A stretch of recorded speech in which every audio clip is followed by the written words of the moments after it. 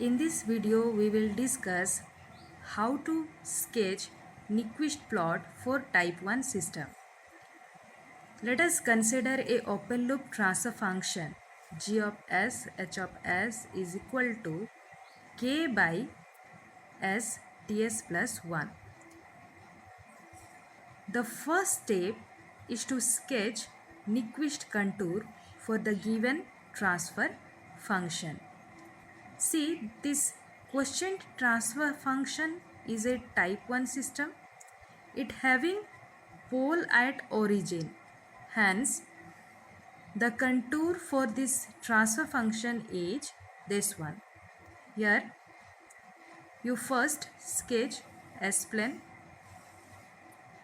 then encircle the right half of this S-plane with a radius of r e to the power j theta, where r tends to infinite. As it consists of pole at the origin, you encircle the origin by a small circle with a radius of epsilon e to the power j theta, where epsilon tends to 0. This is a complete Nyquist contour for this transfer function. See this path. First from A to B, then B, C, D, then D, E, then a small semicircle E, F, A. Next we proceed for checking its stability. First we go for this path A, O, A, B. See. Step 2. For path AB, this one, for path from this point to this point, this is the j omega axis. This one is the j omega axis. For this path, step 2, you see step 2, for path AB, put s equal to j omega, where omega varies from 0 to infinite, and you sketch polar plot for this path.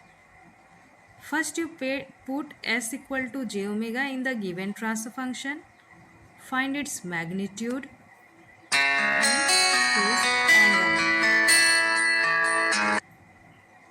Find its magnitude and phase angle. Then at omega equal to 0 and infinite, you find the magnitude and phase angle. When omega equal to 0, magnitude is infinite. When it is infinite, magnitude is 0. When omega is 0, phase angle is 90 degree. When it is infinite, it is minus 180 degree. So, for path AB, the plot is like this. How I draw this plot? See, this one is 0 degree, this one is minus 90, this one is minus 180, this one is minus 270 degree. When omega varies from 0 to infinite, if you see this table, when omega varies from 0 to infinite, your phase angle varies from minus 90 degree to minus 180 degree, and magnitude varies from infinite to 0. It means your plot, it locate in the third quadrant of the S-plane. This is the first, second, third, fourth. So third quadrant. So when omega equal to 0, magnitude is infinite and phase angle is minus 90 degree, you start from here, just nearer to this minus 90 degree axis. But it not touches because its magnitude is infinite. So you start from here. Then when omega increases, means its value is infinite, magnitude is 0 but phase angle is minus 180 degree. So your graph is like this, in this direction. This is freehand diagram. Freehand diagram, as we plot it in a plain paper, you draw it in freehand. Okay, in this direction your graph move. Omega increases. Then we complete this path. Then we go for this path. B, C, D, where the radius is r e to the power j theta, where r tends to infinite and theta varies from plus 90 degree through 0 degree to plus 90 degree. So you see, for path BCD, I put s equal to r e to the power j theta in the given transfer function. In place of s, I put r e to the power j theta. Okay. Now, if as r tends to infinite, this, see this part, t r e to the power j theta is much more greater than 1. So, I rewrite the equation as k by t into r square e to the power j 2 theta, and solve this equation by putting r is equal to infinite. If r equal to infinite, the magnitude is 0 and e minus j 2 theta. Therefore, g of s, h of s locus turns at the origin with 0. Here radius is 0. From minus 180 degree through 0 degree to 180 degree. Because for this path, theta varies from plus 90 degree through 0 to minus 90 degree. Here multiple of 2 is there, minus 2. Hence it is minus 180 degree through 0 degree to 180 degree. So, here if you draw here 0 radius, so it is invisible, or you in place of just dot, you here show one small circle. Okay. Then for path, come to the contour. We complete this path. AB path we completed. BCD, for BCD we get 0 radius. Then we go for the DE. No need to solve for DE. See, because DE path is the mirror image of AB path. So, you just write only the comment for path DE. It is the mirror image of path AB, where omega varies from minus infinite to 0. And the plot is this one, mirror image of path AB. Then come to this path, this small semicircle, EFA. For this, how you solve? Come to the solution part.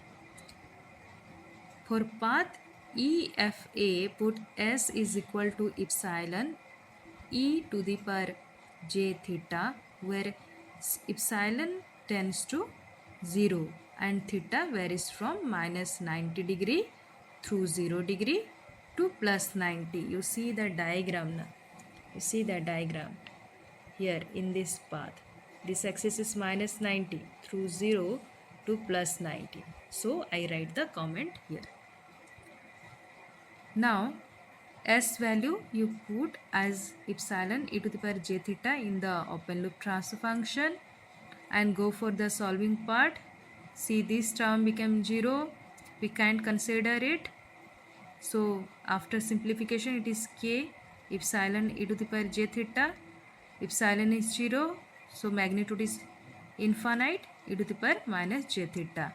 Here you see that for path EFA, G of S locus turns at the origin with infinite radius from minus 90 degree through 0 degree to plus 90. So what? It is plus 90 degree through 0 degree to minus 90 degree. Hence the complete Nyquist plot is, see this one. This is for path AB. This at origin you draw a small circle, that is for the path BCD. This BCD, this one, this infinite semicircle.